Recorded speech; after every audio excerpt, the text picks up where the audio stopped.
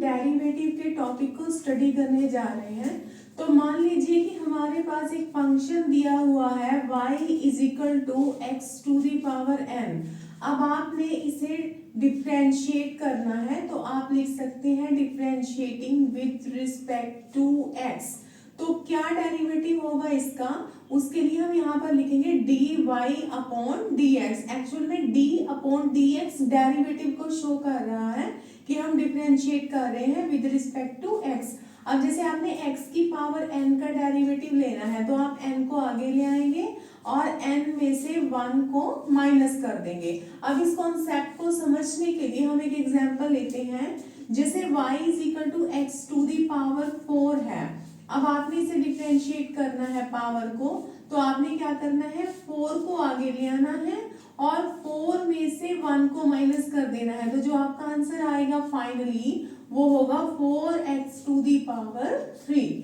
इसी तरह से अब अगर हम, ये आपका है फर्स्ट फॉर्मूला, अगर हम सेकंड फॉर्मूला की तरफ मूव करते हैं, जैसे y is equal to x है, ठीक है। अब आपने इसका डेरिवेटिव निकालना है तो इसका डेरिवेटिव जस्ट 1 होगा, ठीक है। आपने याद रखना है कि जहां पर भी x वेरिएबल है वहां पर डेरिवेटिव हम 1 लेंगे। इसका रीजन क्या है कि अगर आप इसे इसी फॉर्मूले से निकालते हैं x की पावर n से, तो आपके पास क्या होता है कि 1 आगे आ जाता है और 1 माइनस 1 क्या हो जाता है 0। अब x की पावर जो 0 है वो ऑलवेज क्या होती है 1। अब स्टूडेंट्स हमारे पास थर्ड फॉर्मूला है। जैसे y आपके पास कोई कांस्टेंट टर्म है तो इसका डेरिवेटिव हमारे पास क्या रहेगा 0। अब मान लीजिए कि हमारे पास कोई भी कांस्टेंट टर्म है, लाइक 3 है, 5 है, a है, e है, पाई है, विदाउट x वेरिएबल और एनी अदर विदाउट वेरिएबल ये कांस्टेंट टर्म है और इन सब के लिए जो डेरिवेटिव है फाइनली वो क्या होगा 0।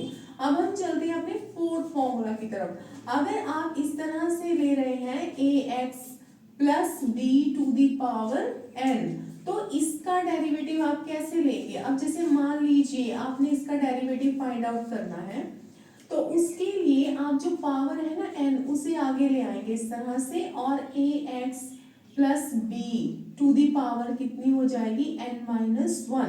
अब आपने वन कॉन्सेप्ट को और ध्यान में रखना है और वो ये है कि आपने जो ax प्लस b है ना इसका दोबारा से डेरिवेटिव लेना है, ठीक है। अब दोबारा से अगर हम डेरिवेटिव लेते हैं, जो फर्स्ट टर्म है उसे आप as it is write down कर लीजिए ax plus b to the power n minus 1।